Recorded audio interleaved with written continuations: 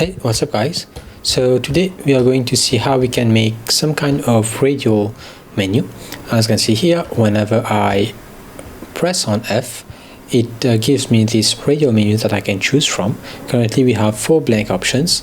Obviously you can customize this with icons and text if you want, but in our case, if I were to, let's say, click on this one, as you can see here, it just says clicked on the bottom, here.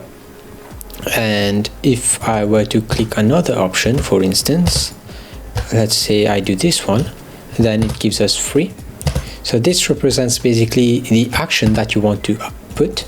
So in my case, so this one will debug 0, 1, 2 and 3. So whenever you click on 1, then this number appears. So let's take a look at how I actually set up the scene. So here is the scene setup.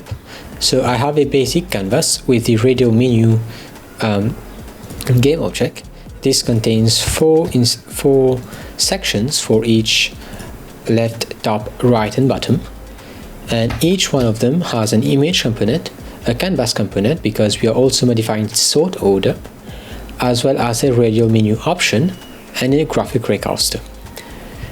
And as for the actual radial menu object, you just have a radial menu manager script with references to the game object that holds all the 4 sections, as well as a color for the active and inactive one, the different sections that we have, as well as indexes to indicate which section is at which index in this list.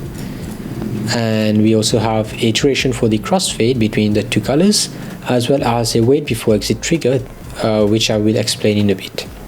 As for the images, here are the 4 options that I have. So I've quickly done this in Figma, but if you've got your own, you could use it. The only thing that you want to modify right here is to enable read and write.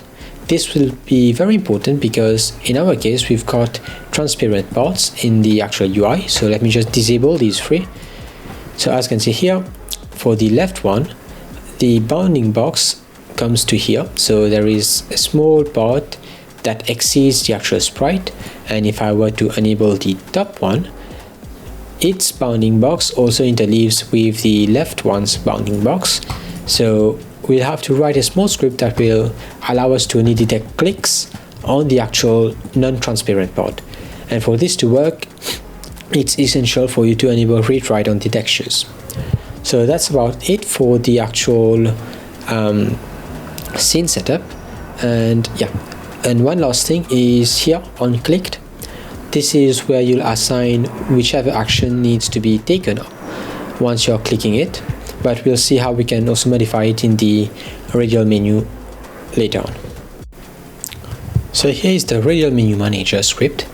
So here we have our variables that we saw earlier on, as well as 2 private ones, one for the hover exit coroutine, and one is a list of radial menu jobs.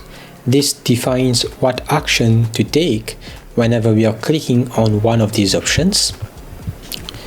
And on void awake, we just initialize some job. Obviously this is just for testing, so your implementation will be a little bit different. In your case, you will have to add whichever jobs you want into here. You could do that using a method, for instance, called add job, and then it just takes in one of these, and then whichever scripts that needs to be called whenever you click one of those actions, you will have it create its own radial menu job and pass it into these jobs. And on void update here, we are just basically looking whenever we are clicking on F. If we are clicking on F, then on key down, we need to unlock the mouse so we can move it around, and if we are releasing the F button, we need to lock it back. And also we have to also enable the mid menu object, game object, whenever F is being held. Moving on, next we have the void on hover. This checks whether check hover exit and stop is called. This basically checks whether or not we've called this coroutine before. This essentially what it does is whenever we are our mouse leaves a sector, we want to make all of the other sectors become white, but if it's over another sector, then only this sector needs to be white while the other one fades away. So this essentially just checks for that. So we wait for a few seconds, and then if this coroutine wasn't stopped before that timer ends, then we'll just set every other sectors to white, because on hover, for instance, as you can see, on hover we are only setting the currently selected section to white, and the other ones are set to the inactive color. And void on hover exit, again we check hover exit and stop. So if we already call this, we just stop it, and then we just call this coroutine again, and if this wasn't called, then this would continue and all of the sectors would be white. And then check hover exit and stop basically just checks whether or not a hover exit coroutine was called. If it was, we just stop it and we just replace the variable to default. Moving on to the actual radial menu. Hey, so it's me again. So here, as you can see, I forgot to actually explain line 17. Line 17 essentially is what allows us to only trigger clicks when we are clicking on the opaque parts of our sprites. Remember, I told you earlier to enable read-write on your textures. This is why. It's because line 17, so alpha hit test minimum threshold, only works if read-write is enabled. And when it's set to 1, this means to only allow clicks on opaque side of things. So hope this clears everything. So let's continue the video. This one we implemented the I pointer enter, exit and click handlers, and here are the implementation. So on pointer click, for instance, we call the Unity event on clicked and passing our index. On pointer enter, we call it on hover, and on pointer exit, we also call on hover exit. And this is the radial menu job interface. So as you can see here, it's an interface with only one method called doJob, and here is a sample class that inherits from this interface. Here we implement the sample job, the doJob method, which basically just debug that logs whichever string we passed in when we created the job. And that's the mouse lock script, which allows us to lock the mouse and unlock it when we don't need it. So if you follow this tutorial carefully, then you should be able to have a fully working radial menu option in your game.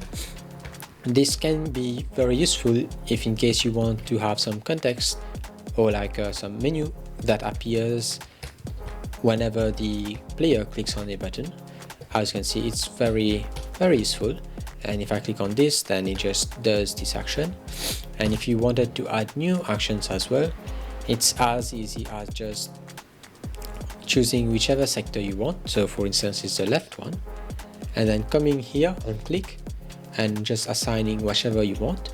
Either that, or you could just have your script at runtime just create a job object. It will also do the same thing. So if you guys found this video helpful, please be sure to leave a like, subscribe if you have not already, and yeah, also don't forget to tell me what you guys want me to cover on next. And on this note, I'll see you guys next one. Bye.